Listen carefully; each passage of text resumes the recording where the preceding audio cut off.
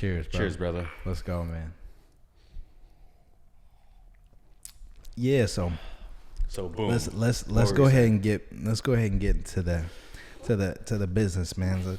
To the photography. Which came first, the brand or the photography?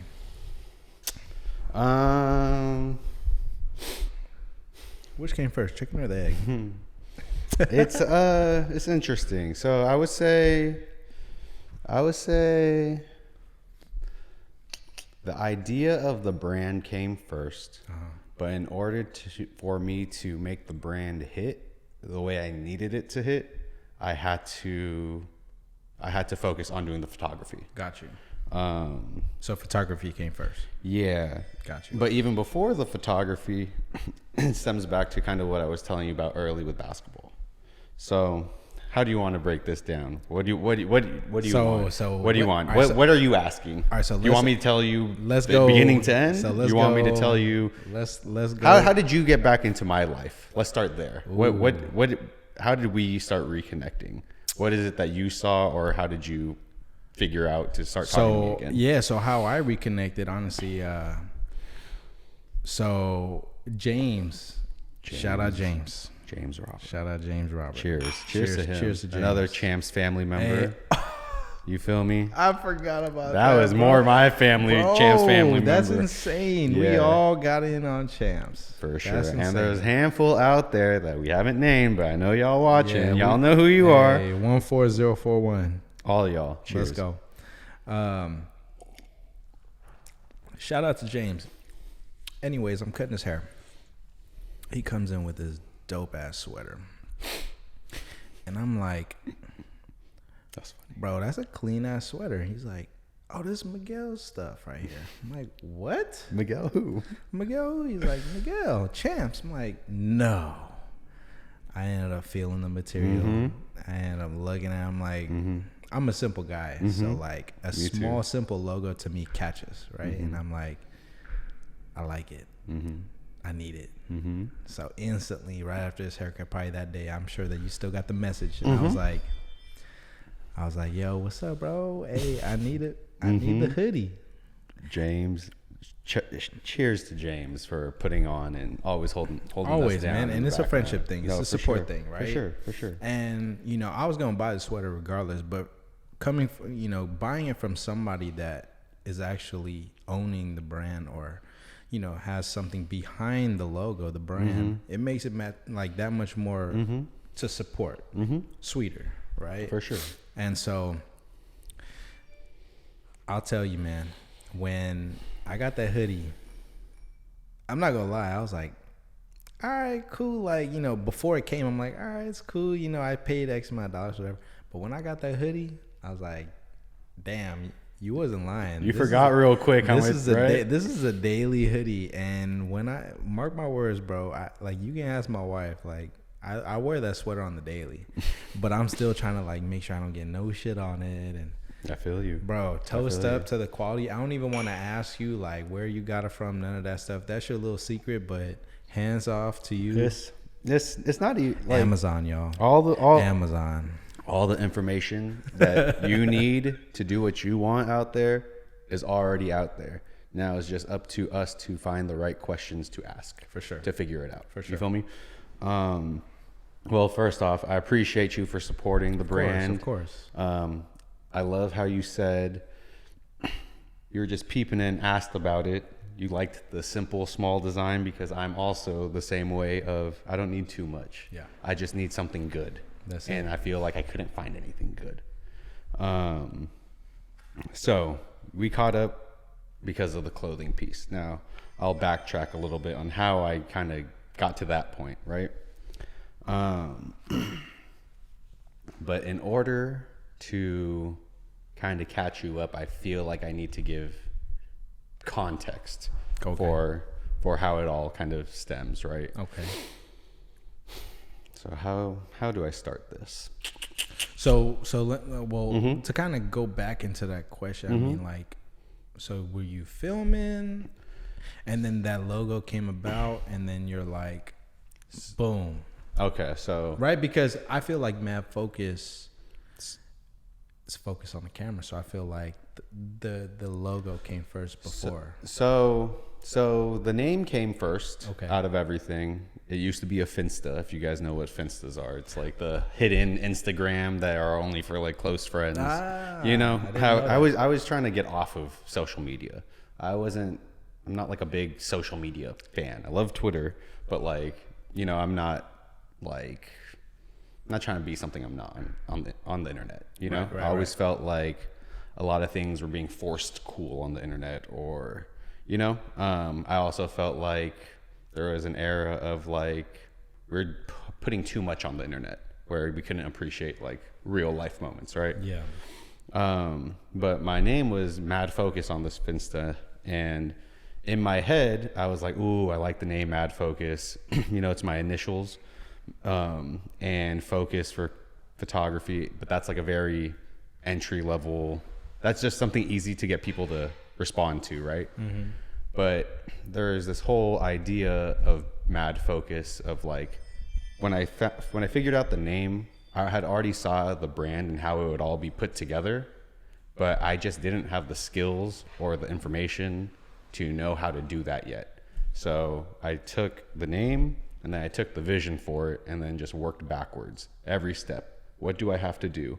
Wow. And a lot of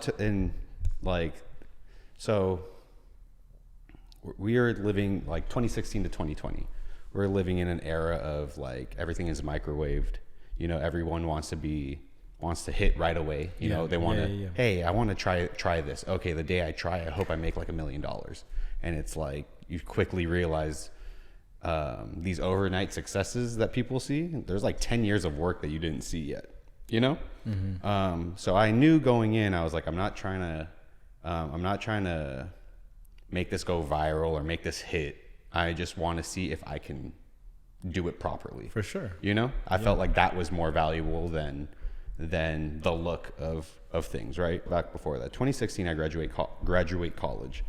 I graduated from University of San Francisco. I had a background in finance and accounting. And when I graduated, I started working at an accounting firm. So like a big four accounting firm. And they're, you know, I thought that was the path. I went to school for business. I studied something that had good stability. I got a job before I graduated. I was like, this is what I'm supposed to do, right? I was there for like a year, 18 months, and hated it. I don't know if anyone knows what an auditor does, but look it up. Go ahead. What's a quick summary of the auditor? So an auditor is in the accounting field, but they're brought in by like a public client or even a private client to look over their business processes, how like the design of things work. Like, are there correct like checks and balances? We look over people's numbers. We prepare their taxes for them, and we prepare like what they call an opinion, meaning like we sign off on a company's financials at the end of the year. So when they share it with their shareholders and the public, all the information is accurate. It's not like Apple sold $1 million or had $1 million in profit, but in reality they had like $10,000 in profit. You can't lie about that and get people to believe it, and you know, you get invested in or whatever. So an auditor, their job is to go in and just make sure like you're doing your homework correctly, you know. But people hate auditors because they're looking for problems. They're looking for things to like question you on. So I didn't know that coming in, and I was being hated on by, you know, all the clients and stuff, you know? You're that guy. Exactly. You were that guy calling. Exactly. But it also requires you to work like during busy times of the year, usually tax season. So like anytime between March through May, March through June, it gets busy. So we were working like 60 to 80 hour weeks. And man, that was very like tiring. I got burnt out. I didn't even really understand what I was doing at the job, and I would always ask questions. Like, that's who I am. I'm not afraid to ask questions to understand, and I kind of need to get the big picture understanding to understand how my role fits into all that, right? Yeah. But every time I would ask questions, I would get like dismissed, or like there'd be a ceiling on me and being like, Like, you don't have to worry about that, you know, like, that's not really part of your job process to know. I'm like, okay, I get it. Or it's like, oh, we're a little too busy right now. Like, you know, but by the time like you start your third year, things will start to make sense. And in my head, I was like, I don't know if I want to wait 2 full years to know that I don't like this. Yeah. And if I'm already feeling how I'm feeling, right? So you gave it like what, 6 months of that year? I gave it 15 months. Damn. Yeah. Yeah. That's so, quick. Because usually you're there for 2 years or 3 years and you can exit and find a better job with the experience. Yeah. I quickly realized I didn't want a future in what I studied in accounting, maybe finance still, but I couldn't find a job for that. So I ended up quitting and just being without a job. I think 2017 was the timeline, and I had quit in October, and I was like, you know what, I'm gonna just roll through the end of this year and then figure out what I'm doing after. So I had quit my job. There's a couple other personal things that were going on at the time. You know, a relationship had just ended.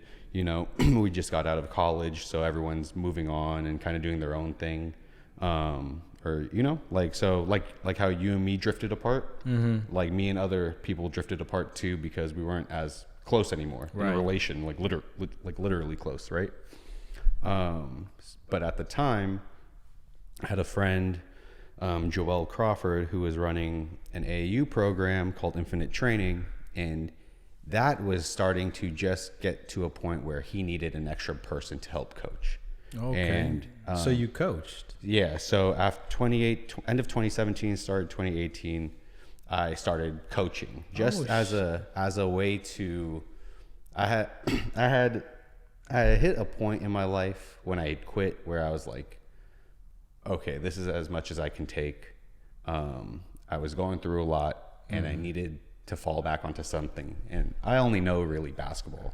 Like, I know a lot about few things, but I feel like the thing that I know the most about in this world, that's, you know, it's because you played. Exactly. Yeah, so before I jump in too deep into the coaching thing, my story with playing is I grew up in a corridor of 925 where it's like a farm system to create athletes, and they teach us through a way of like hard work and like we strive for perfection. Like, the standard is perfection. Yeah. When you reach that standard, act like you've been there. Yeah. You know? Yeah, so it's like everything you're doing, every drill, every rep you're doing is like a perfect rep. You know, but I started that in like 6th grade, and by the time I got to my freshman year, I was burnt out from all of it. Like 6th grade through that, I was playing for like the feeder system to the high school. Right. And if anyone knows me personally and knows where I'm from, you guys know what the hell I'm talking about. But this program creates legends. You know, people are in the NFL for football from that school. People went to great Division I colleges, Princeton, Cal Berkeley, Santa Barbara, you know, great D2s and D3s and all that other stuff. But when you're in it, you're tested, and there's a sense of adversity that they create. So every day you're practicing getting through adversity. So it was a safe place to fail. So when you go out in the real world, you have the tools and the knowledge on how to be successful. But at the time, when I'm a kid, all I feel is like this pressure and this belittlement. And you didn't like it. Yeah. And I started to hate basketball. Yeah, for sure. You know? And it was getting to a point where I think a mixture of, you know, you're in high school now, everyone's getting better, you know? You're not confident in yourself because of just the environment you're in. You know, puberty's hitting, so you want to go outside and, you know, fuck around, but like, you know, just a lot of stuff is happening, and unfortunately I made the choice to just quit. You know, my parents had invested so much time and money into like providing me a situation to be successful in it, and by the time I'm like going to be a sophomore in high school, I tell them like, I don't think I want this anymore. But that's like the only thing I've ever wanted in life. Yeah. I just realized I don't think I wanted it in that situation. Yeah. You know, I thought I was doing the right thing, right? So boom, quit. Then I get a job at Champs. So I'm, you know, enjoying this new life, but I'm still hooping, and I'm playing in like competitive Asian rec leagues, you know? The Filipino league. Exactly. And there's like, in high school, there's different like Chinese, Japanese, Filipino, like communities in different cities that put together their own team and, you know, own tournaments. So I was still playing, and I was playing against other guys from different cities that are still playing at their high school, you know? And a lot of them had good experience and went off to play in good spaces and good colleges, you know? And I was over there hooping, and I learned after I quit that I was good enough, you know? In the moment of it, I didn't know.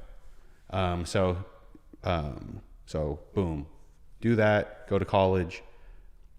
I'm playing pickup with like the college team, you know, I'm hooping against those guys or those coaches. I'm holding my own, and I'm like, damn, I probably could have made it if I just didn't fucking quit. And that fucked with me for like a lot of my life. Oh yeah. You know, and it's like probably hearing this and seeing this is probably like goes right over your head.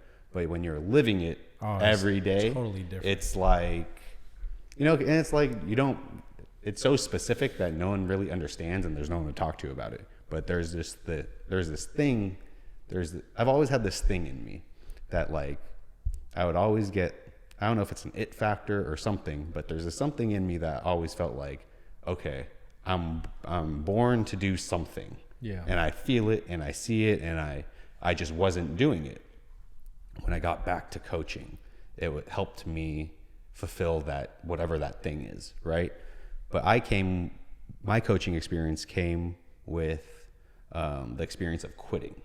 So I felt like my knowledge also helped kids that were going through a hard time in their playing experience, and I was able to be a understanding voice, whereas most coaches probably like test you, and it's like they don't accept like you questioning your whole experience. Right. I'm over here like, if you got to question it, question that shit. Let's talk it out. Like, lean on me.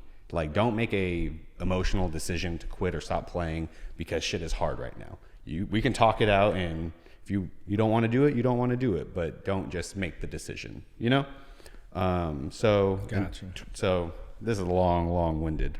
Hey, but I swear I'm getting somewhere, right? It's all good, man. So 2018, I started coaching. I didn't even know you was coaching. That's like the thing right that's another thing. Like, I don't know how to talk about the most important things and the things I love. Yeah. So when I'm doing it, and in the moment of it, people around me that are a part of it, I feel like get a sense of like, does he not want to be here? Is he not excited about what we're doing? Because he never talks about it, never shows it.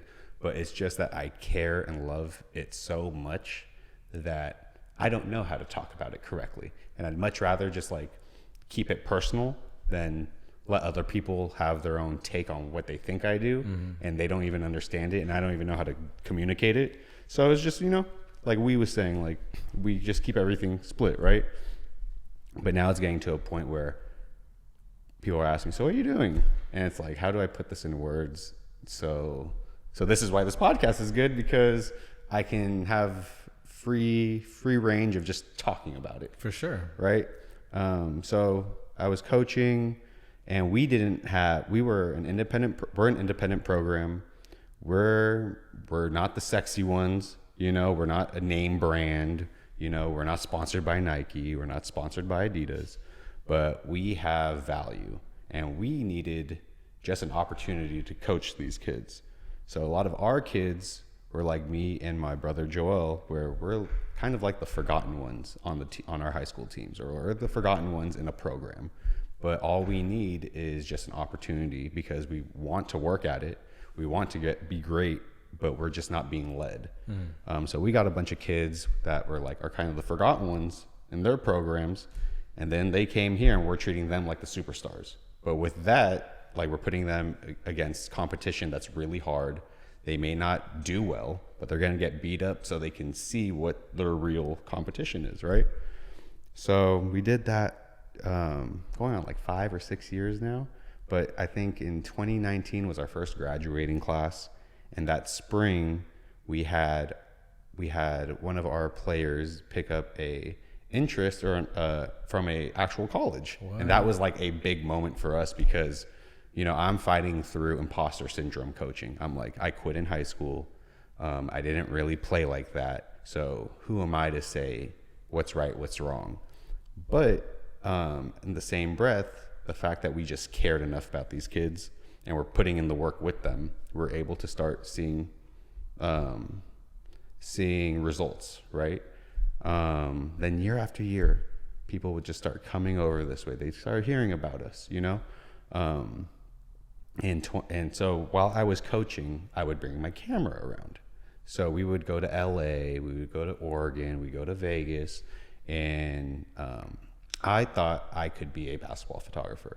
I'm self-taught with photography, but because I actually played, I understand the game and my upbringing. I see the game in a very specific way. And there was already like a big lane of creatives, basketball creatives for sure. There's this one woman named Cassie Athena. I believe I'm saying her name correctly. Correct me if I'm wrong. But she was one of the first people, especially a woman, to pioneer this whole lane. So when the NBA lockout happened in 2012 or 2011, all the hoopers went to the summer league called the Drew League. That's where Kobe and James Harden played in like penny jerseys, Yeah. You could find stuff on Ball's Life, but she was like the only photographer to start taking pictures around there. So she was cool with like DeMar DeRozan, Brandon Jennings, a bunch of guys. And she started to create a wave of basketball photographers. If you ever seen the Nick Young meme where he's looking at you like that. So she took that video or that picture. And then there's a bunch of other basketball photographers from the area that are big now. This guy named Cool Mac, who's from Alameda. This guy named Jay Squared, who's from the city. There's all these people that have found a way to create a lane. I feel like that's crazy that you're saying all that. It's because now that I follow sports, you follow sports. We follow all these like highlights and whatnot. We're not even talking about NBA. We're talking about like street ball or anything like that. And like young kids out there, and you start seeing these crazy highlight videos. And now that it's coming about, I'm like, damn, like I can see the vision between everything that you were saying earlier. Is that like you understand it. And you have the eye for it, and that's where the camera comes in. It's like if only I had a camera to see what I'm seeing through my eyes, I can make like. So I just want to highlight just that one move because I know what he's gonna do. Right? If you know that move is coming, you're like, oh, it's coming. He did it. Oh, he did it. He executed it. Boom. Right? And you're like, and that moment, like even behind the screen when you're watching the footage, is just as exciting as you seeing it in real life. I'm just such a fan of the game that the camera had afforded me to be baseline for all these games, So I'm like, the kid in me, the fan in me, I'm just like, I'm finessing the best seat in the house. For sure. And that's all I like. That's what motivates me and gets me going because just like I was hooping back in the day, I love playing 1-on-1, 2-on-2, 3-on-3, but I love going to new gyms or if I'm in a new city or something and I find a basketball court, I got to go play, Going on vacation, we got to find a court, got to go play. But I'm just competitive. So it's like, I want to go to a new court and hoop against whoever's there because it's like, I made my mark. So when I go to these games, like I don't shoot all the time. But there are moments and things that I will shoot, meaning like if I haven't been to that gym before, if I haven't shot this team before, or if it's like this person's just so good, I want to see that up close. I definitely get where like your story was coming from. I know that you were kind of speaking far in, and you're like, you're right when you were saying, you're like, hold on, it's gonna go somewhere. I know it's gonna go somewhere, and I connected the dots in my head as you were speaking, and so you did it well, bro. You did it well, and like, I seen the passion, right? I seen the regret, right, and then I seen the support, which is you and the kids. And you looking into the kids' eyes, I'm sure you're like, I just want to make sure that a kid out there that's going through something that I went through, I wish I had somebody. A coach. Yeah, somebody. And, you know, like you said, support. I grew up with so much support from my parents, from my community. Like, there's no, like, I'm so fortunate and blessed enough that I'm in a situation where I can try certain things, right? But it's different when your parent is trying to be there to support you and comfort you versus someone that isn't in your family, but you respect them in this lane. Like maybe there's a barber out there that had mentored you and their advice to you might hit harder than like somebody from the house. Exactly. Your girl, your parents or whatever. It's like, cause they love you. And of course that's great. You need that, but it hits different from someone that's actually been where you were. Yeah. Right. So one thing I started learning and realizing was all these kids are listening to my advice and my other coach's advice. And they're surprising us. We're like, all right, we gotta not bullshit you, but like motivate you and, you know, so you can believe. And some of them were like, you know what, fuck it. We believe you. And we're going at it and started to receive rewards and receive things based off of just listening and putting in the work. So at that time, I'm like 24, 25, and I'm like, you know, I'm trying to do such a good job to be a coach to tell them what to do. But I had to also ask myself, like, am I living the habits that I'm trying to teach you guys to create? And I was to a degree, but I was like, I'm seeing all these kids believe and put in work for a very magical dream. And some of them are achieving it. I think I can put in the same work and go after what I need because I'm seeing it work for them and they're believing. I got to start believing and actually putting in that same type of work. For sure. I feel like the game of basketball is a really good example of how life operates. You know, there's a lot of people talk about the right way of playing basketball. I don't think there's a right or wrong way, but there are a lot of principles and morals and like skills that translate off the court. You know, there's a lot of hard work, sacrifice, love, like loving your brother, being there for somebody, communicating, being disciplined about doing things right, not like 95% right, but doing it 100% right. You know, like, I felt like I could not manipulate that, but I can transfer that to what I'm doing and approach it the same exact way. So when I started seeing kids go from high school to college, I was like, okay, that's my way of getting to where I need to be. I'm gonna go dominate high school photography. I'm gonna go around my local high schools or go to these AAU tournaments, use this camera because in this era of social media, everyone wants pictures of themselves. That's your ticket. So I was like, you know, I'm just going to use this camera to make relationships with people. And I was half-assed doing it, and I was making really good relationships. Like, I got to shoot, like one of my first games, I got to shoot with the lens that I needed to shoot this, which is a 70-200 for those that want to shoot basketball photography. You need like a nice long lens. But once I started shooting with that, the visions that I always saw for how I viewed it came instantly. And I was like, okay, I got to shoot for a team called the Compton Magic. They had Evan Mobley at the time, who's on the Cavs. They have these kids that all dominated Pac-12, like went to UCLA, University or Oregon State. This was all during like this is like 2018, 2019. Year. That was when Evan Mobley got drafted. So 2 years before Evan Mobley got drafted. Got you. Okay. Yeah, 2 years. So his junior year going into senior year of high school. Wow. So you got all that footage on your side? Uh-huh. All right. Some of them. Put that on there. Some of them. But I got to meet people that were already well respected and like well connected in this thing. So I was like, okay. We're figuring out how to do the coaching thing and the program thing. I'm learning the yearly schedule of how this works. Okay, cool. Now I'm figuring out how to do it as a cameraman, you know? And then 2020 happens.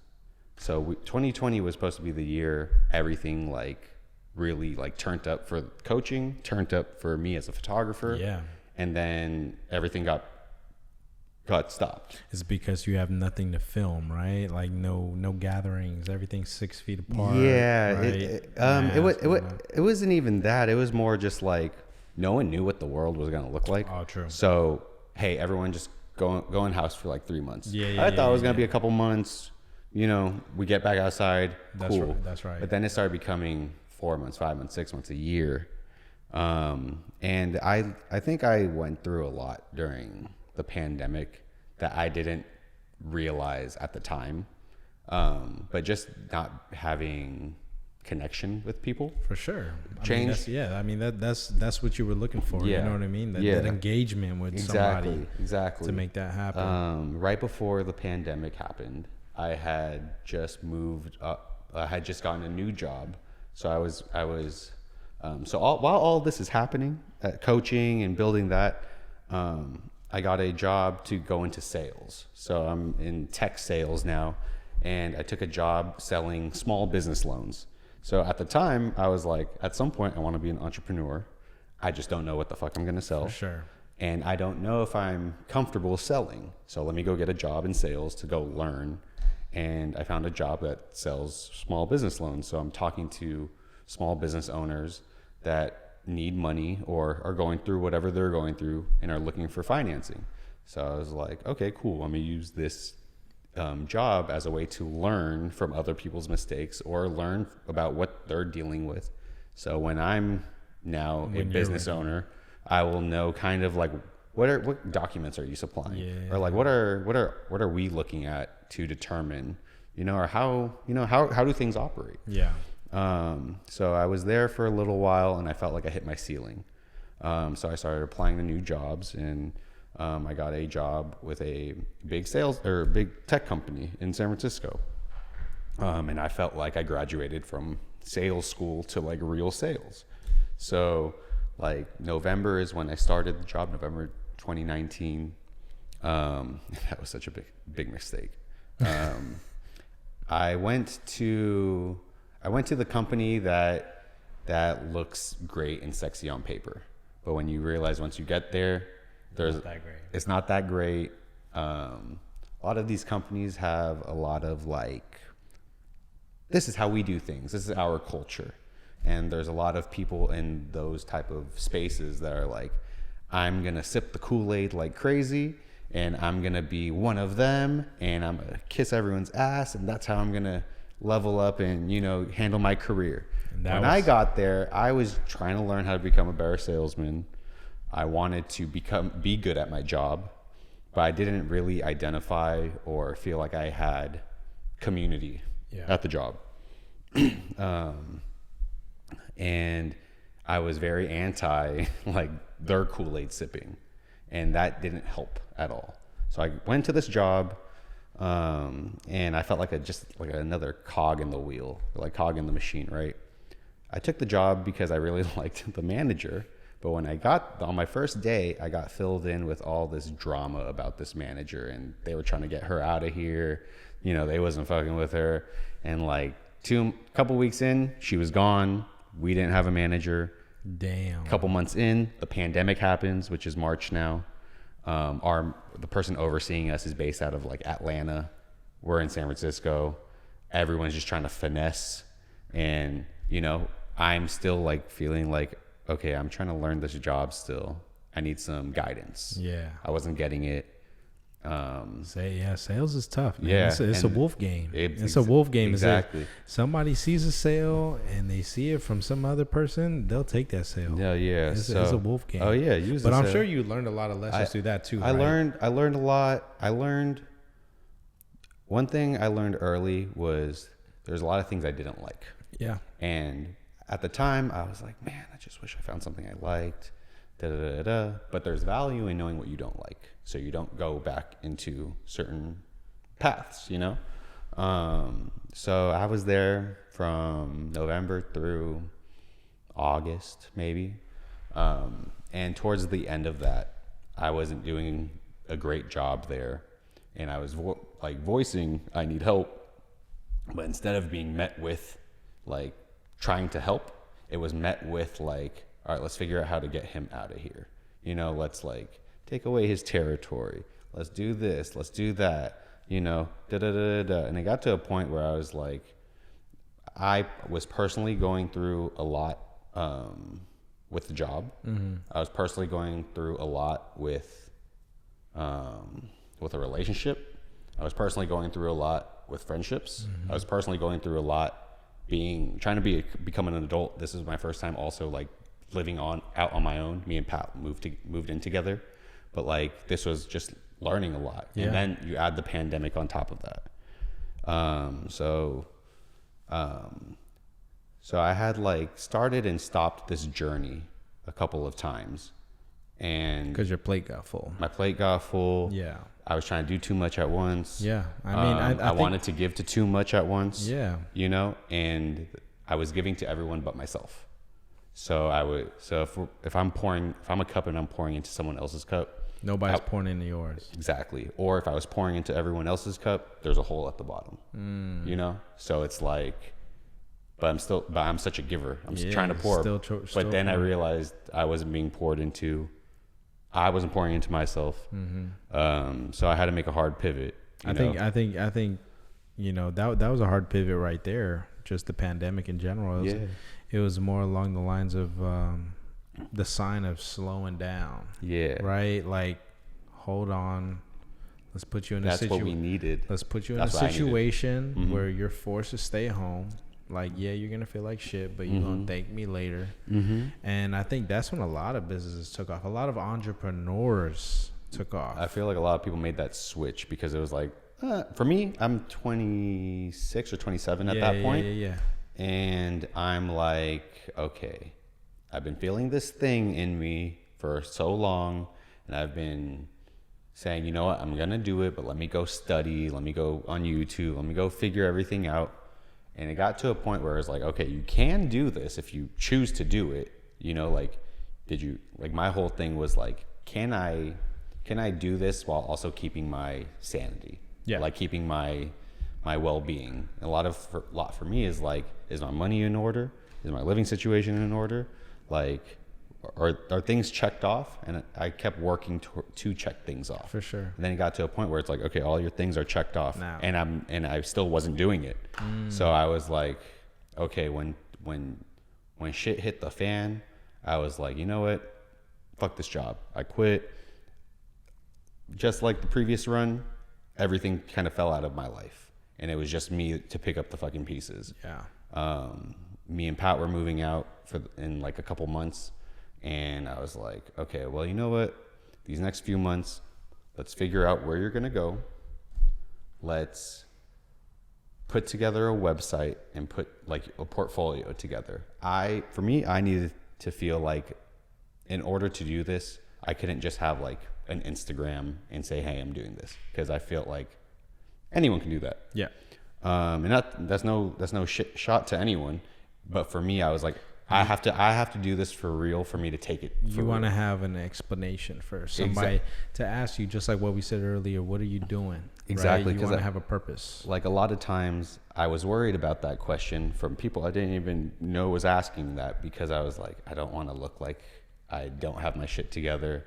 You know, like I went through all this school and, you know, all the sacrifice. Like, what do you mean you're just shooting pictures of basketball? People don't get it. Yeah. But how I saw it was where it's at now. And I'm like, if I can get it here, whatever I talk about, it will make sense later. But it's not going to make sense in real time because I don't have to tell you too much. And I might not even get to the point, you know? So where are we at now in this timeline or in this line of questioning? What's on your mind? So the line of question, I definitely got where you came from. So I appreciate that, man. And you know, the pandemic definitely hurt everybody, including myself. And it was just that spark to kind of just, what am I doing with my life? I think that was like the big key factor of everybody's life. So, what am I doing in my life? What should I do? How should I do it? And I think it came down to, I just want to do it just to do it. I don't give a shit. You know what I mean? I think everybody had that mentality, right? Like, I don't give a shit what people think anymore. I don't give a shit. I'm doing it kind of just for myself, right? And I feel like that's what I get from you. That's what I get from your brand. It's like, you love it. And then if you love it, people love it. Yeah. You love your product. People love your product. You know, that goes for everything out there. Yeah. So now I caught you up to when I started. Yeah. So the real reason I like started and to do this was because, or like at that time I made that hard decision. I didn't have anyone there for me. And I was like, before I make any dumb decisions, I need to do this to save my own self. You know? Yeah. There was a lot of pain I went through, a lot of like, I learned as I got older that I'm pretty introverted, but a lot of people will be like, no, you're not. You're super extroverted. Like, we've hung out with you. We saw you. You're outside, you know? But you don't see what happens like when in closed doors. You know what I mean? Like on the ride home by yourself. Exactly. You know, it's different when you're hanging around people. Of course, you got to uplift each other, be on that same vibe as everybody. Sure. But when you get the real you when you're like behind the scenes. And when you're in the pandemic or when you're older and you're not like really outside anymore and you're just with yourself, it's like, I'm going days without talking to anyone. Yeah. You know? And it's like, for me, I felt like I wasn't where I wanted to be in life. I felt like everything I was doing was coming up short. I felt like the things I was pouring into left me to dry. So I was like, okay, I need to go handle this for myself. So I went back to the basketball court pretty much kind of just to heal. Like, this whole journey that I've been on has been like a healing journey. I've been trying to correct my past for like, you know, regrets or like things that could have gone differently. Yeah. And I was like, I need to go do this. So part of it was, okay, I couldn't be consistent with anything that I was ever doing. So that was one thing that I noticed early. I was like, okay, well, if you really want this to be official, you're going to have to actually do it. So I got my website up. I dropped it in January. I usually use my birthday as a good moment to leverage some stuff. For sure. A lot of people aren't going to reach out to me and say happy birthday or whatever. But if I give you something to look forward to around the same time as my birthday, you know, kill two birds with one stone. So I dropped my website on my birthday. That was a good reception. And for me, it was just like, okay, just putting yourself out there. The hardest part about all of this is the starting part, because a lot of people will be like, want to do something, but you're afraid to fail. Like, the hardest part is just starting and failing quick, so you can get that scary part out of your system already. Then you realize it's not so bad, and then you realize there's hella work to do, and then all the doubt and insecurity you have starts to fleet, because it's like, okay, on the internet, it might look like I'm killing or doing something great. But in the reality of things, I'm just posting something on the internet. You know, I still have to deal with real life problems, real life bills, real life, you know, energy. Yeah. And I don't know where this is going. I see where I can take it. But is it going to happen? I don't know. So for that first year, it was, 2021 now. I dropped my website in January. In February, I was able to get into my first college game, and I was able to shoot St. Mary's game. St. Mary's is right up the road, but they allowed me to come shoot. Again, I'm not getting paid for anything, but I don't think I needed the money to validate what I was doing. I just needed the opportunity. So, and I think that's like a life lesson for people that want to chase something or do something, is that you have to do it for the passion, and you have to sacrifice your time and funds. Like, if you want to be somewhere, it's got to cost. You know, everything's got a price. Everything's got a price. And for those that say, oh, like, this is my price, you have to learn that it comes from ground up. And once you get that ground up, you got to earn your stripes, right? And once you earn your stripes, then you can have some leverage there. But everything has a journey. Yeah, you know, for sure. Everything has a journey. And I mean, same thing. Like, if you want to compare that to the barber game, you know, like, people in the garage right now, I'm sure that, you know, you've seen it. I know you're not a barber, but you've probably seen it. Like, people that are cutting in the garage are charging $80, $100. Don't even have a license. And you're like, what? And it's like, oh, because I have this, that, and the other. It's like, oh, that's cool. But like, because I cut this famous person, so I could charge $1,000. Yeah, as soon as somebody like cuts a celebrity, it's instant $100 minimum. Like, come on, bro. Like you're not enjoying anything in life, and I think that's where from what we talked about, it's all about shortcuts. Mm-hmm. And for you to say it was a big moment for you, and you still had to like, and you didn't get paid for it, and they let you in, and that's a big moment for you. I understand that because it's like you just enjoyed that moment, and you're like, for me, it's like. I told a friend this before, but like every era of my life, I've been trying to get money. So I got through certain hella eras of my life that I look at this next era as like, okay, my whole life I've been trying to do this. That's just who I am. Yeah. So at any point in my life, I'm going to try to get some money. Right now, though, I need to sacrifice and get good at my craft. Yes. And if I can do that correctly, the money will come later because I'm always been trying to get to it, you know? And it's not about the money, you know? It's about what makes me happy and what fulfills me. But like Larry June says, you know, do what you love, but I need the money too, you know? It's one of those things. Yeah. So like this camera work that I do now, I don't ever really look at it as a way to make any money. It's just a bonus if money comes my way.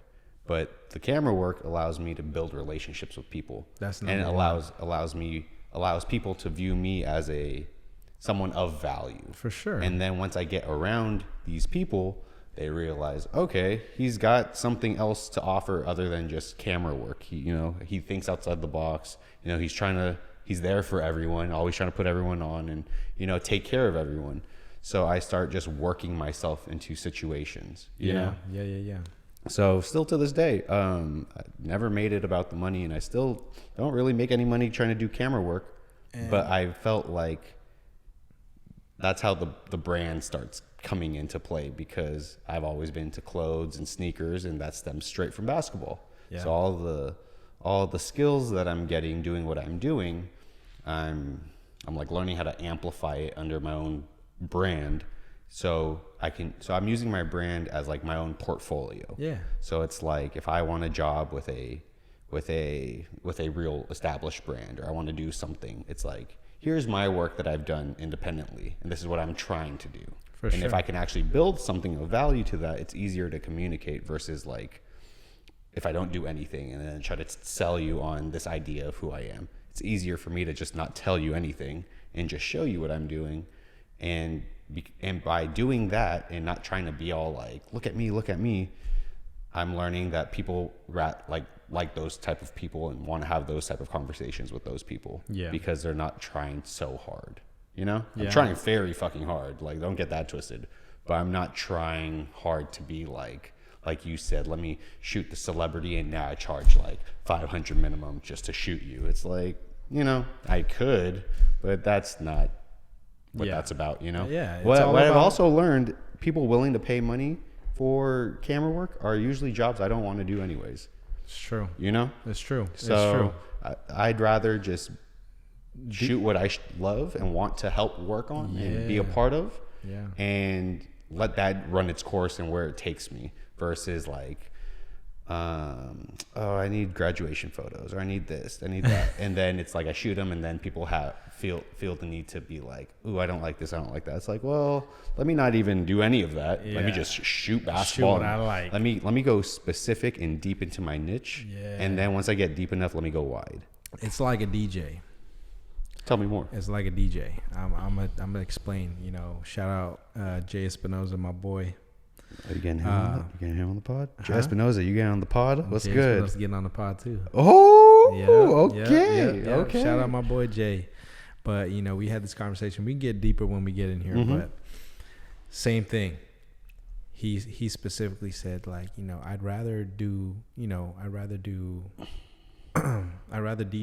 something that I actually like rather than like a wedding. Like, say for instance, right? Like, cause a wedding, I'm like, what? Weddings, that's money right there. You know, like throughout the whole time, I'm like, oh, when the pandemic came, I'm like, hey Jay, like, you making some good money because weddings are opening up. And he's like, I ain't doing no weddings. I'm like, what? Like, he's like, yeah, I don't do weddings. I'm like, why not? Like, shouldn't it be hella easy? You come up with a playlist, what they want, and then you just press play. And he's just like, yeah, but you got to understand too, it's like people aren't pleased. You know what I mean? And it's like, I'm not really enjoying my type of music and I was like, damn, I get that. And like, the first thing I thought about, all money is not good money. Yes, that's the first thing I thought about. I'm like, man, like he can get the money, but he chooses not to because he does what he does. It's and like doing it for a long time. It's like there's this constant game of tug of war of like, what am I trying to say? The money water downs your craft sometimes. Or it's like the opportunity to get some money might cause you to do some things that might make your craft or what you're trying to do for sure a little less because you went this way. Yeah. You know? Yeah. I could have put out a really piece of crap product and now my brand is going to suffer because I'm trying to sell this image of like achieving greatness, but the product is subpar. So I got to touch back on that. Like you can easily put like go to Alibaba and go get like $1,000 shirts for like what, like $100, and then you slap your logo on it and you sell it. But then I know you cringe when if you were to give that T-shirt and you see somebody wear it and then and then let's say a couple months from now they've been washing it, and then next you know you see them wear it, you're like, bro, that T-shirt is horrible. Like the logo is there, but the quality of that shirt is shrunk. It lost its color, and even the logo could be bad if it's not. It could be produced correctly. That's true. That's true. You know, that's true. Could be. I could have went the cheap route and just said, you know, let me just like instead of getting embroidery done, let me put a print on it. Because it's cheaper. Let me drop ship it. Because it's cheaper. Because it's cheaper and whatever. Yeah. And it's like, but again, we come from that era of style and sneaker. And do you want to? Yeah. Do you? The question is, at the end of the day, is the product representing you as a person? Exactly. Right? As your business. So it's like I've had a few renditions of what I'm trying to do. For sure. Yeah, I'm sure you have. I've tried to rebuild a friend's brand that had passed away. Shout out to Willie 2C, Will McSwine, RIP.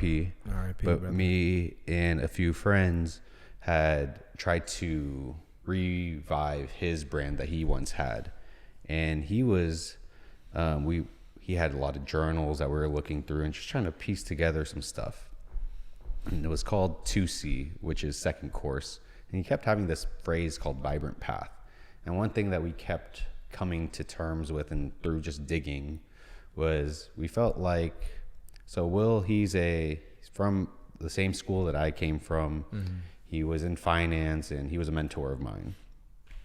He was but very artistic, but he had to help take care of everyone in his life. So he had to go do the stable job thing. He couldn't go through his passion, right?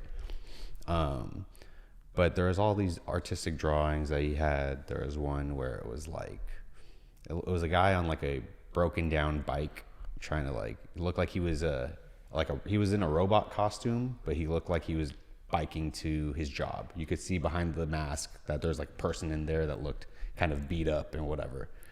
And how we viewed all of this was like, it seemed like Will had a vibrant path that he wanted to go on, which was this artistic brand side of things, but real life happened and he had to go handle real life shit, you know?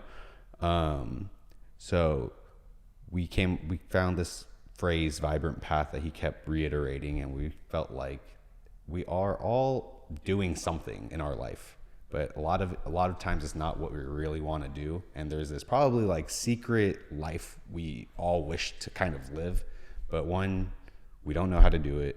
Two, we have too much responsibility to take care of everyone. We can't do it. Time, this, that, and unfortunately he never got a chance do it or to see it through. So part of my brand is like a rebrand of what we were trying to do. So we never got anything out, you know, but it was good for healing. It was good for coming together and learning about each other. It was good for helping me get here. You know, we tried to create some basketball shorts. We went to a pattern maker. We tried to get all this shit done. But then we realized, like, too many cooks in the kitchen. We don't know what the hell we're doing. And it was like, you know, just things never came about. But it was a good experience and we learned from it. But I took that and I was like, I have a vibrant path that I'm trying to go on, but I don't really know how to do it, what it is. But part of it is also just saying, you know what, we're going to try and figure it out. Then I started just meeting people starting to like respect me for what I do and just coming up to me and talk to me about what I'm doing. People I have no clue who they are. Then they end up being someone of value. And then they start looking out for me. I don't talk to these people daily, but then they'll check up on me. Mm-hmm. You know, it's like I started to bring that idea to life through my brand. And like you were saying, does the brand and the product reflect the work and stuff? So it's like I could have put out a hoodie when I put out my website, but one, I didn't know where to get a sweatshirt I needed or wanted. I didn't know how to design or do anything. And I was like, I don't have any value to sell anyone. So let me just go on this journey as a basketball photographer and see where that takes me. I kept getting to gym after gym. And, you know, I was surprising myself in some regards, but we're also in that era of like, everyone is just going to support whatever is out there. Yeah. So I knew that going in. But part of me was like, I have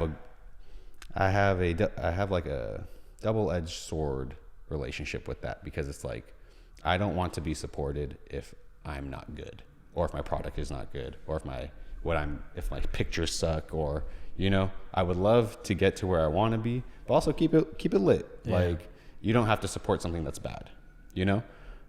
So I felt like my skills weren't strong enough to communicate the brand. But then I started getting better and better. Then I started doing things where I wasn't just surprising myself, but other people were like, hey, I didn't know you were trying to do this. I'm like, yeah. So it took a minute. And I think that's the beauty of it, though. I think that's the beauty of it, right? Like, I feel like nothing goes as planned. Nothing. And I think those that are succeeding, it just like drifted into that. It started with a passion. Like, that's what it comes down to, right? And it's like it's a mix of passion, it's a mix of plan, but also going back to basketball, it's like a mix of pivoting. Yeah. Like, you have a plan, awesome, follow that plan. But no, when something comes up, you got to go back into your pivot and see what else is there, because, you know, you can't foresee everything, but you can at least give yourself some guiding principles on how to move. Yeah. You know. Well, I want to toast to you real quick. Cheers, and brother. Tell you, man, like, you know, regardless, I know you still had some regret of what you're coming from, and I know you're using majority of your stuff to kind of clarify and support some of those. But, you know, I'm a true believer on, like, things happen for a reason. Me too. And, you know, if you didn't go through that, you wouldn't You're the second person that kind of mentioned that, right? Too, and it's like, it's a blessing in disguise, you know. It's always a blessing. I had to go through what I went through. Yeah. To get to this point. Yeah. I might have touched on it, but like, I deal with a lot of like lack of confidence and insecurity. But if you know me, a lot of people are like, no way, I don't see that at all. Yeah. But like I told you, being introverted and whatever, I deal with a lot, like, personally and behind closed doors. Yeah. So this has been a great way for me to kind of like scare myself of like, you're not insecure or you're not lacking confidence. It's like, I'm standing on it now. Mm-hmm. Like, I've always flirted with being confident or, you know, being myself or whatever. But I'm starting now to really settle into who I am and knowing who I am and being confident in it. Yeah. You know? Well, everything's speaking on its own. Thank you. You know, from your social media to your clothing. And I know you only got, you got the shorts, you got the socks, you got the hoodies. Mm-hmm. But all in all, like, honestly, I feel like that's all you need. Mm-hmm. You know, because I feel like I'm not trying to do too much. Exactly. I feel like yeah, you're in the clothing business, but I feel like that's not really where you're just pushing out, like your love for everything. Like you love clothes, and you're gonna put out clothes. You love taking photography. You love taking pictures and videos. There it is. Like I'm still figuring out how to build this all to where I believe it can be. So like where my mind is with all of this is much further than what reality is showing, but it just takes time to get to where I'm trying to go, you know?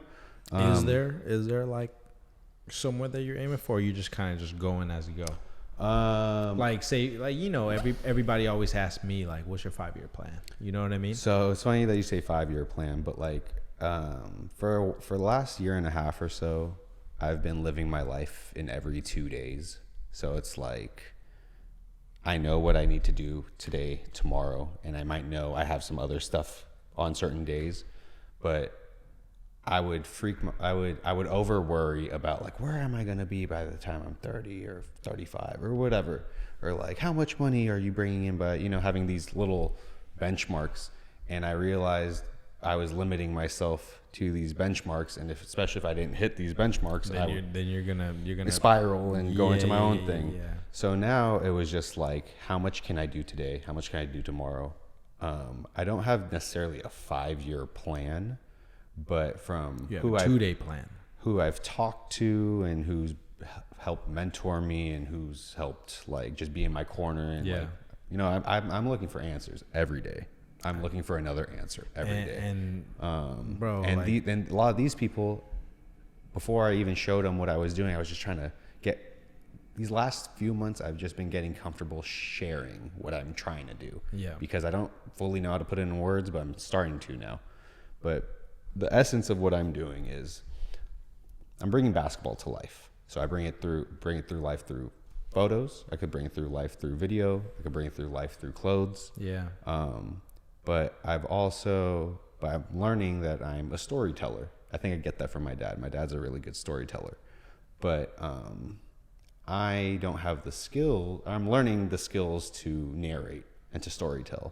But hopefully one day I get enough skills and I have built enough relationships where I could put together a real story, you know, and tell a whole thing. I don't know if it's a movie, but like, I just know I bring basketball to life and I'm telling a story with everything that I'm doing. Well, you told a story already for sure. So I'm now trying to keep getting better with that. Mm-hmm. And I'm now at a point where the furthest that I could see was like, I have this vision of what I want to do and I want to try it and I think I could do it. So it's like the furthest the thing I could strive for was going to do it. And I think the worst case scenario, right? I think that's what we ask each other. It's like, what's the worst that can happen? Mm-hmm. Really nothing. Mm-hmm. You know what I mean? It's like some time, you lose some time, but you learned a lot. Right. And so right now, I'm trying to do this with some taste.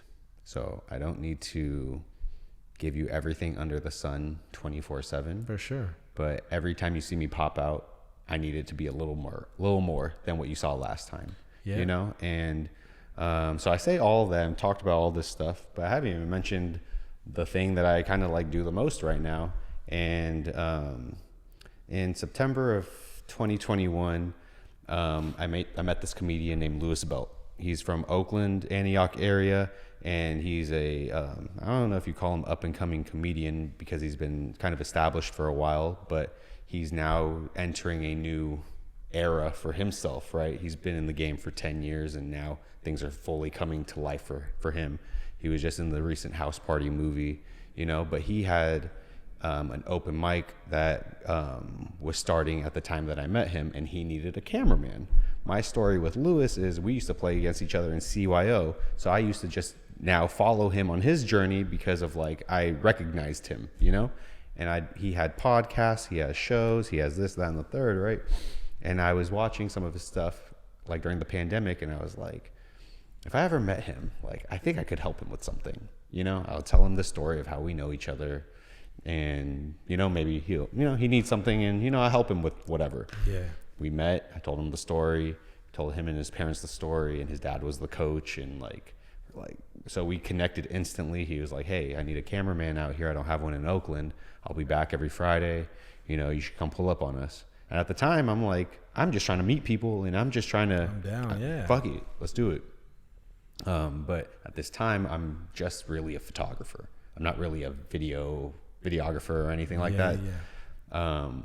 But, you know, it's me and him. We have a host named Skinny Buff. Shout out Skinny Buff. Been holding down Do Too Much, you feel me? A couple other of us, and, you know, we're just a whole team of like 5, 6, or 7 of us, plus his parents. And we've just been growing so much with that comedy show. And I've been growing so much as a cameraman of just, at first it started becoming someone to shoot stuff for like a vlog. Then it started to become like, okay, we need another camera to handle the actual production of the show and making sure it's on the TVs and stuff. Then it became like, okay, we actually got to make content for the Instagram. Then it became like, hey, Miggs, you want to run that? Okay, then it became like, okay, how do we make the show better? Okay, like I got some lighting. We made the show better. It's like, okay, then I brought a homie on because we need help just doing everything. And now, like a year and a half later, it's like this thing is kind of flowing and no one really knows that I do it. You know, like my friends know. And like I told you earlier, I don't know how to talk about certain things that I care about the most. Yeah. And because I kind of jumped into this while already having something I'm working on. I didn't know how to bridge that gap, like bridge both things that I'm doing, because it's like I'm trying to narrate this journey of a basketball photographer, journey of a shooter. I keep using this term as a shooter, but it's like anyone's a shooter, really. It's just someone who has their own principles, ideas, or vision, and are trying to do some. And they're on a journey of making it happen. Whether you actually make it happen or not, like that's beside the point. It's the fact that you're going after it is, you know, like my journey is like, I'm trying to get to the league. I'm trying to get to the NBA and shoot. Yeah. And what I learned throughout this is like I'm good enough to shoot there already. That's just my humble opinion, but I'm not there yet. But while I'm getting there, I'm going to go build a bunch of shit in the background, because at some point I will get into there. And when I do, let's say I take a picture of like, I don't know, Steph Curry made game-winning shot or something. It's like, and that goes off and that gets circulated around. People will then go find me and then find all this back catalog of stuff that I'm doing. So it's like, if I'm a rapper or an artist, I feel like I'm in my mixtape era. You know, I'm with the right people. I'm building with the right people. Yeah. I'm building something of value on my own. So I have a team. I have myself. I have my whole basketball program. Everyone's kind of like operating separately. But at some point, as we all get better and better, it's all going to make everything uplifted. Like if I get better as a basketball photographer, that will help my basketball program.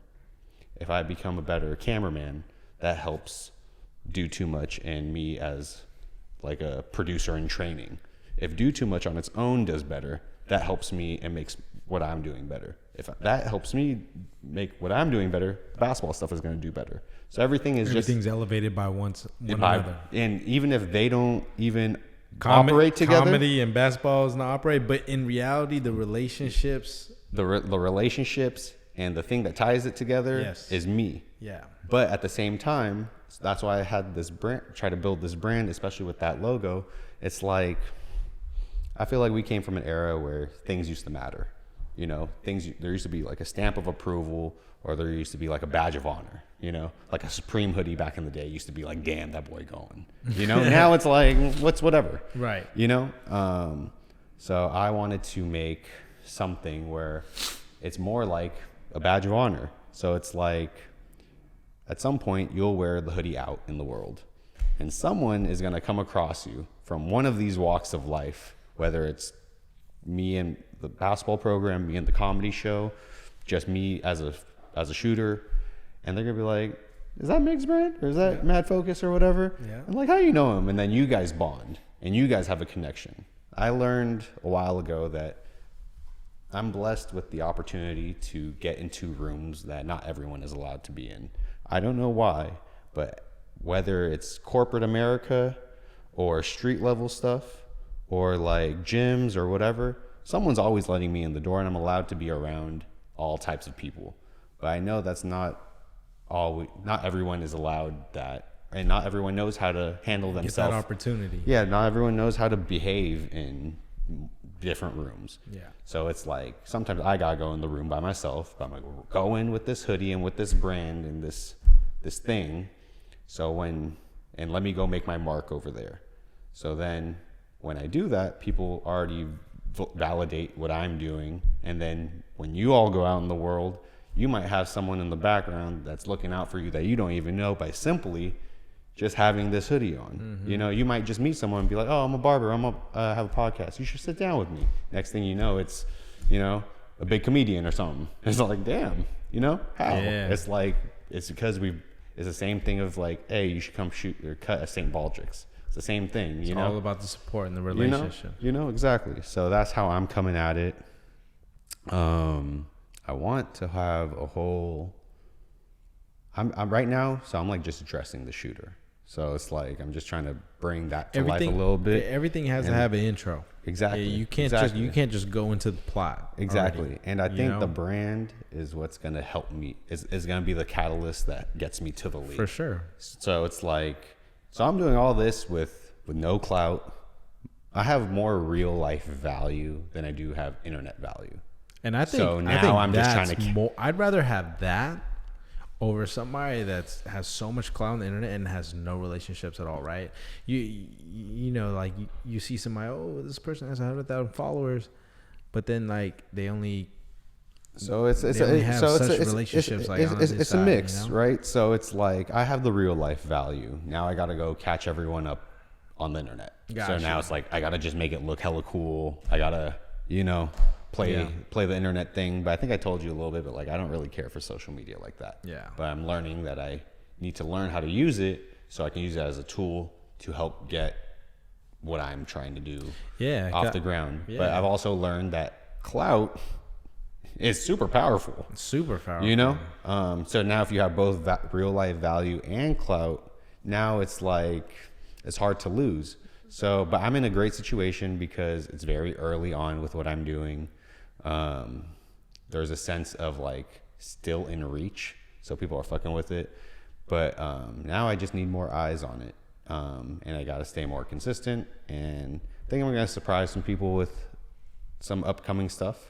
But I'm excited for it because I know, because it's like I said earlier, kind of like see where this is going. I just have to catch everyone up. So I'm just excited for people to like figure it out as they're coming along, you know? Yeah. Because it's like, I try to do this all without saying a word about what I'm really doing. And I think, you know? And I think that's exactly what I was about to say. Like, your shit speaks for itself. Mm-hmm. You don't need a slogan. You don't need this, that, and the other. It's like, you see the brand, you know the brand, boom. Supreme ain't got no slogan. Mm-hmm. You know what I mean? Bape ain't got no slogan. Like, people just know. Mm-hmm. It's, if you know, you know. A logo sticks out more than a slogan. Yeah, it's like I felt like there wasn't like a lot of originality, you know? I felt like just in general of like the landscape that we're in, I feel like everything is a remake, you know? Everything is a easy collab. It's like, let me put Travis Scott and Drake and fucking Beyonce on a song. And now it's a hit. Yeah, but it's like not a good song. Yeah. Or it's like... But they see the names. They're like, oh, this is going to be a banger. Exactly. The numbers go off. You know, it's like it's supported. And it's like, well, it did like 3 million the first day. So it must be... It's not really that good, though. Exactly. You see the numbers, but it's not that good. Exactly. Yeah. So there's that. And then there's also like, I'm just looking just in... There's nothing for me in the marketplace. Yeah. Like you said, you liked it because it was simple and subtle and it was good material. Cool, me too. And it's like, if I do find that simple, subtle, cool material thing, it's like, it's watered down with doing too much. Yeah. You know, and it's like, okay, well, I don't know if I wear that. Like one thing I was noticing when I was trying to put a lot of this together, it's like everyone has an arch logo. Do you know what an arch logo is? It's like literally an arch, but it's like a name or something. But I was peeping. I was like, everyone has an arch logo. And I'm like, I could have came out with a shirt that said Madfocus, Yeah. you know, aim higher, you know, logo on the back, or it's just like I Madfocus, you know, Yeah. and it's just like I felt like the name, like I love the logo. I don't know if I love the name, but then as I'm telling people and talking to people, people are like, no, I love the name. I love the name. I love the name. Well, So, I love the name because, you know, your name is Miguel, Mm-hmm. and it starts with an M, so I feel like that already itself just starts it off. And then secondly, you know, focus. When you hear focus, is okay. It's camera, and it makes perfect sense. And then when I was making the logo, shout out to my homegirl Nicole, also Champs certified. What? No, yeah. So Nicole Champs. Yeah, Nicole Cayenne, shout out you at Coachella right now. Cheers to you. Hey. So she's a great graphic designer, and she's someone that's also been trying to, you know, make her way as an artist, right? But I needed help because I'm not a drawer. I don't know how to draw like that, you know? So I was telling her about the brand and the vision, and I'm like, okay, so Madfocus, this, you know, everything that I just told you, but I'm like, I need a watermark for my photos. I need a way to like differentiate myself. So when I post photos, it's not just like a blank picture. It's branded, you know? So we went through a couple renditions, and then she was like, oh, what about like the camera brackets around like a precision logo? I'm like, let me see that. So we started drawing it, and I was like, this is coming to life. She had me do a mood board. So Which one was the one that you were like, nah, this shit's ugly? There wasn't one. So there wasn't one that was like, this is ugly, but there was like, it starts off as your first attempt. Then it's like, okay, I like this part, but I don't really like that part. There's gotta be more. So let's change this. Yeah. So I think one of the renditions was like, this precision was like a circle, but it's like created to make it look like a world, like, you know, like a globe. Oh, gotcha. You know, so it was cool. But I was like, I don't think that's it. But then she added camera brackets. I was like, let's keep the camera brackets. I like that.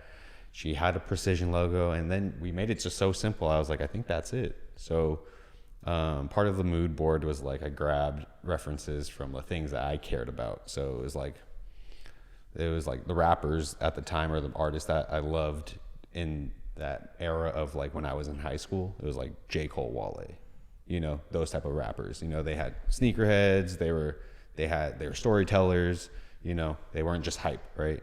Then it was like a pair of like 01 Black Cement 3s and like black and pink Yeezys from the Knock You Down video. I like Wale because not only he was a storyteller, but man, he was a sneakerhead. That's what I'm saying. You feel me? When I first found out, if somebody was like, "Hey, did you Wale those?" Wale? Oh, the like hella the loose lace and all that. You feel me? Whoa, man! They don't even know about loose lace. Once I seen that, I was like, "Yo, I got a Wale." These. No, yeah, for sure. But you only could Wale certain sneakers. Yeah. You can't just be Wale and some other stuff. Exactly. Yeah. So we were doing that. I think I grabbed Undefeated logo, Gatorade logo, Jordan logo, Nike logo. I was like, I want something along the lines of simple. You know, it's along the lines of all of this. I was like, I need it clean enough that can be put on clothes, because at some point I want to put it on clothes. I'm just not there yet, but let's, you know, have that in mind already. Yeah. And boom, we busted it down, and I was like, okay, this is it. So I started putting it, you know, at the corner of a picture. You know, I was like, okay, that's cool. And then I took one picture. So that first year when I was really doing it in 2021, I got a chance to shoot at the Drew League.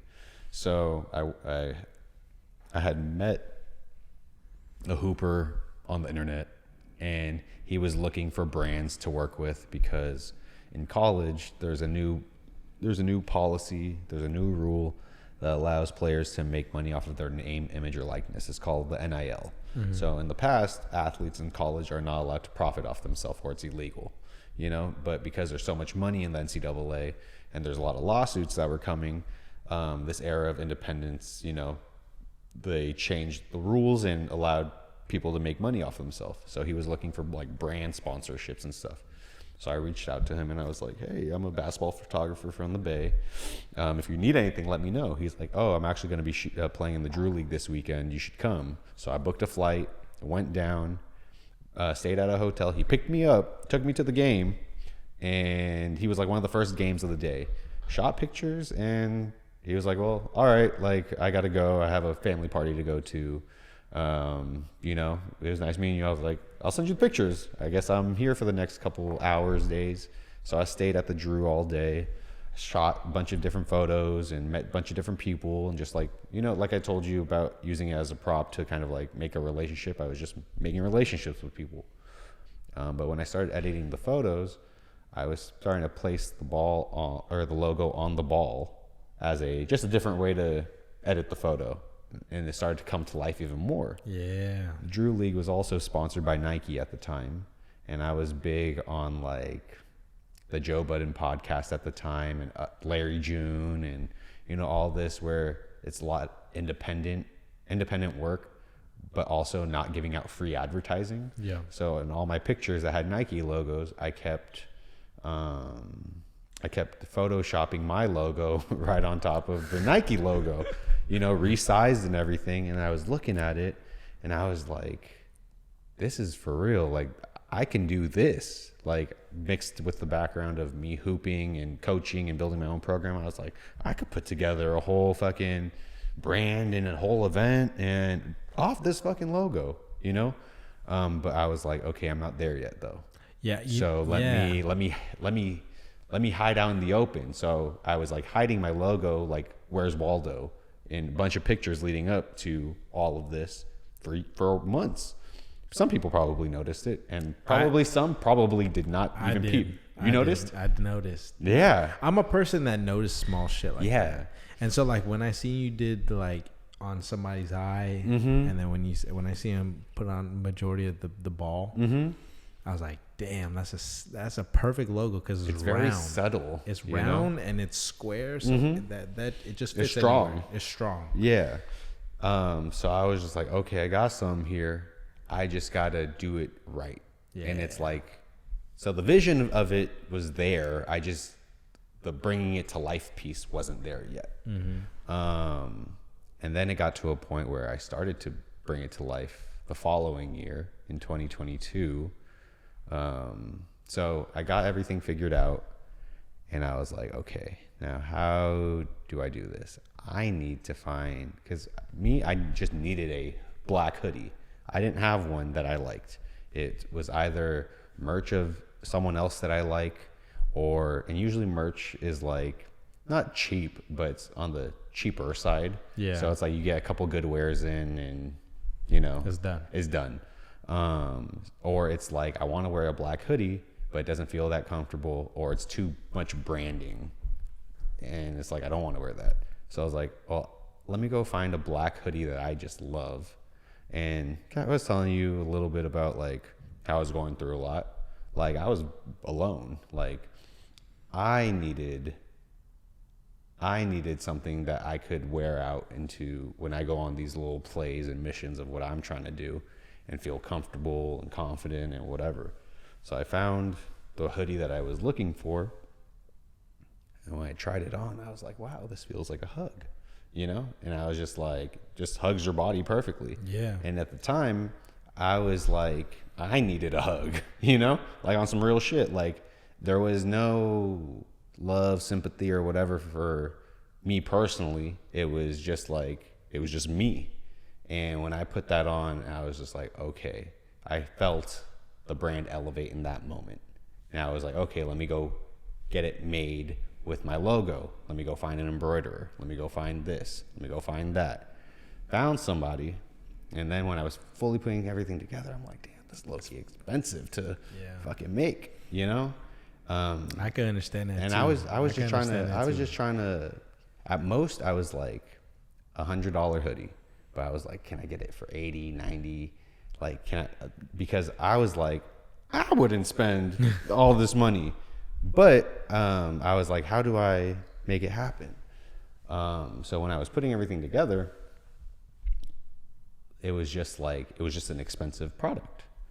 And I told my embroiderer, I was like, yeah, I don't know if I'm confident trying to sell it at a certain point. He's like, no, you got to put that out of your mind right now. He's like, if you don't stand behind what you're doing, he's like, bro, your logo is A1. It's perfectly subtle. It's hard. You have a great product. Now you just got to go kind of like sell the story. You know, you got to make people care. Yeah. So I was like, okay, that was another part of like getting out of my comfort zone. So at first I was making them and I was like 100 plus tax plus shipping. So it came out to be like 124.25. But I was sitting on it. I only had 12 made at the time, and I was sitting on it for a couple months, and I was like trying to like, how do I roll this out? How do I put it out there? Because it's like, I can't just put it out there. I'm like, I don't have like my website set up. I don't have a photo shoot for it. I haven't, you know, I'm finding all the reasons not to do it. Right. But I have the product already done. Then that summer I'm walking home from the comedy show and I get robbed. And I was like, okay, well, now I need some money to... You gotta just push it now. So I put it out when like the Warriors won the championship in the parade. So I used that as a way to leverage a moment. And I wore the hoodie to the parade. And, you know, I was like, hey, you know, releasing this. It's the middle of summer. It's the hottest day on the summer. And I was like, who the fuck is going to buy a hoodie the hottest day of the year? I think I bought mine relatively around that same time. Yeah. And shit, it sold out right away. But that was also like that thing I told you earlier of like, everyone's going to support anything anyways. Yeah. But let me make sure my shit is tight first before I just put out some bullshit and, you know, get that supported. So I was like, okay, I can do this. But I was like, damn, I should have bought more because more people were asking about it. So I was like, okay, fuck it, I'm going to do a pre-order for anyone that wants to buy. And then the pre-order did really well. And I was like, okay, cool. Let me get this all situated. But like my supplier is super slow. My embroiderer is always backed up. So, you know, I'm at the helm of just like logistics, you know?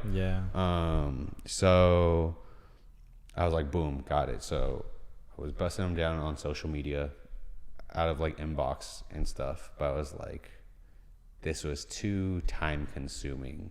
Like the process of me putting it out, getting them made, fulfilled, it was too manual. So I was like, how do I expedite this a little bit? I was like, I need to have an online shop. I don't want to like make deals through inbox. I just want to, here's the link. If you want it, you can purchase it. And if it comes through, let me go get my fulfillment more expedited. Instead of handwriting everything, had to go get like a printer, had to go figure out how to do the whole mailing slips and stuff like that.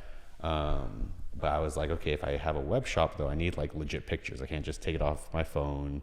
And it's like, I don't know. I take basketball photos. I don't know how to take product photos. But I had a homegirl that she's worked in clothing businesses and brands. And I was going to her for advice of like, hey, how would you guys do this? Like because for me, I always wanted to make it feel as legit as possible. For sure. I don't want it to feel like, oh, Miguels is having some clothes and we're gonna support Miguels. You don't want the support, but they know deep down it's like it's okay. Yeah, it's like I want it to be like you don't even need to know who I am, but the process of getting it and you feel like you're buying it from a real brand. For sure. That's what I'm going for, right? So she was like, you need like product photos, you need like flat lay images. It's like when the clothes are on the ground and you kind of take like, you know, like a aesthetically pleasing photo. She's like, you need some models, make sure you get a guy and a girl so it doesn't feel like you're only marketing to like one person. So I was like, okay, let me go find some space. Found like a white space on Pure Space. But I've never done a photo shoot like this. And so I called in a homie of mine, BJ, and he helped do the lighting and became like the lead cameraman while I was kind of like directing the photo shoot. And I had a couple friends that, you know, that one wanted to learn how to do photo stuff. People see me do what I'm doing. So it's allowing people to be like, hey, Miguels, like if you ever have anything, can I help? Because I want to learn. Yeah. Perfect, because I need your help. So come on through, right? So we did this photo shoot in October or November for the new round of hoodies that I dropped in January. So the brown, green, and the black one. Fire, by the way. Thank you. I was hoping the green was actually going to be more of a forest green, but it came out to be more of like this lucky green or like this varsity green. And I was like, I don't know if I like that. But little did I know that was going to be like the color of the year and like the one that everybody wants. Yeah, for sure. So, so it was, so a lot of this is like trial and error, but it's like, it hasn't really been errors. It's just been like, I just need to try and get real life information because I couldn't find what I'm looking for on the internet anymore. Yeah. Now it's like, got to go do it. That's like me, like when I'm like doing something and I'm like cutting hair, and then I like, I go a little short. I'm like, and then next I'm like, I show him the mirror. He's like, oh, I like it. No, like, yeah. Oh, shit. Good, cool. Yeah. Can you do this every time? Like, yeah. All right, yeah, cool. No, yeah.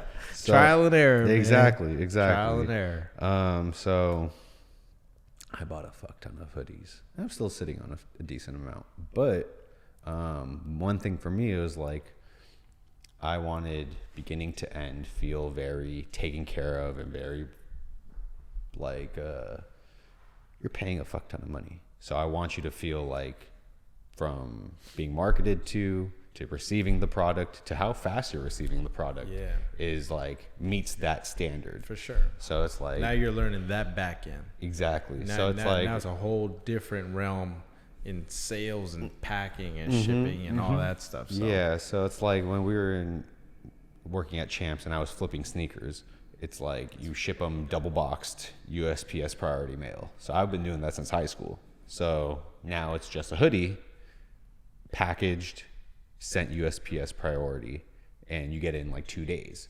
So it's like, fuck, I don't want to spend like $138, $149 on a hoodie. By the time you buy it, you get it like damn near the next day or in 2 days. And I'll throw like a pair of socks in there. I'll throw like a keychain or something just to make it feel like it's like a legit package. Yeah, and it's like, oh, you're getting a little extra than what you thought you were getting. Right. And then you just expected the hoodie and then you put on the hoodie and then it's like what you said. It's like, damn. Yeah, I was surprised, bro. I was super surprised. That's part of the thing I was going for. It's like people are gonna support because they're gonna support Miguel, whatever.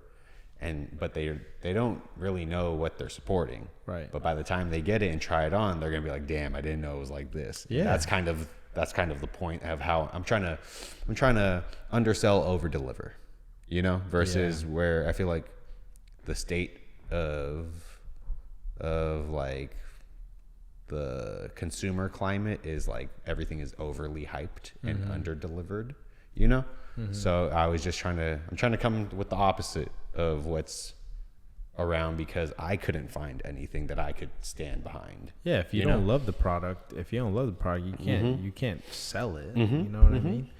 But man, that's so now I'm just now it's just what else can I do?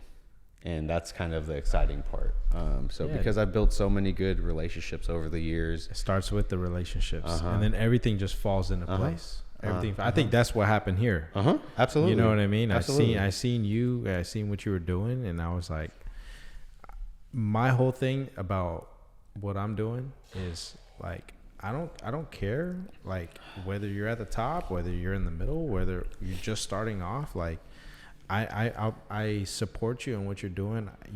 I want to hear the story of like how it got brought up and where you're at today. And just sharing, man. Sharing. You supported me, like I support you 100%.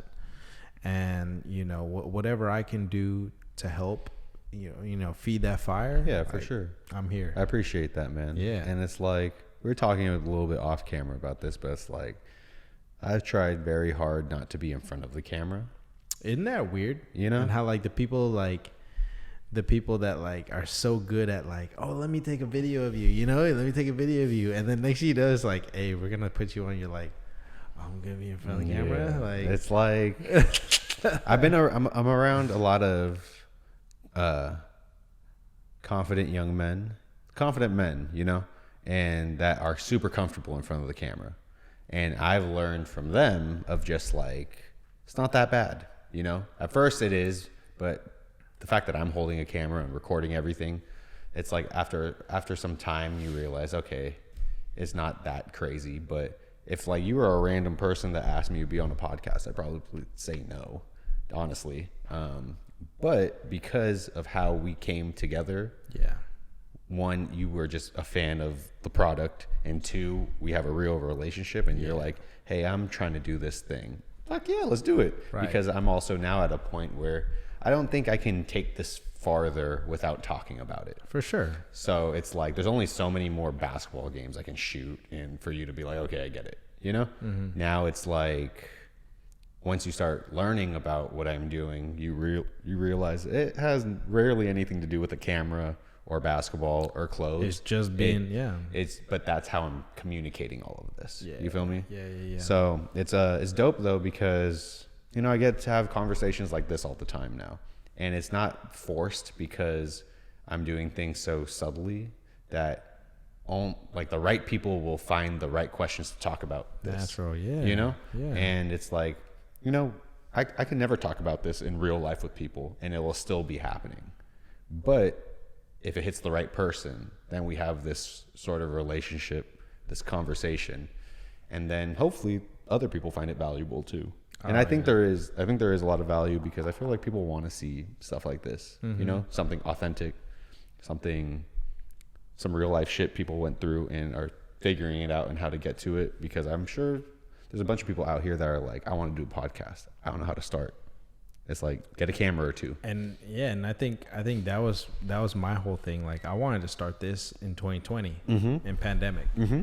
And I was like, what the fuck should I do? Like, I don't like being in front of the camera. And it's like, you know, Derek was just like, just do it. Mm-hmm. Just do it. And like, here we are 3 years later. I'm just now starting it, you know? Mm-hmm. And after that first episode, I was like, wow, this really isn't that bad. Mm-hmm. Like, I should have just done it. You know? It's okay though, because now you know. Yeah. And now you're doing it. Yeah. And I think that's the most important thing, because a lot of people get hung up on I should have done it before, or I'm not going to do it. You know, and you never actually get the chance to enjoy that you're doing it. Just like what you were saying earlier with the whole basketball, you know, and that regret phase. It's like, you know, I could have took it further. I just thinking about that, I think that's just gonna haunt you forever. Where it's just like, hey, like, I'm here, we got the stuff, I got the relationships, you know, like, let's just do it. Everything fell into place for me because I do this for a living. I talk for a living, and I cut people and the whole time that I was trying to figure out like what should I do, or what should I target, everything was kind of in front of me the whole 9 years of cutting hair. I'm like, what the hell? Like, it was in front of me the whole time. So every person that I'm having on this podcast is either like I met through hair or I'm still cutting them. And I'm like, yo, like, you need a highlight, like, share that story. Appreciate that, man. You know what I'm saying? So yeah. Toast up, man. Cheers, brother. Hey, I might need a little refill if you got one more.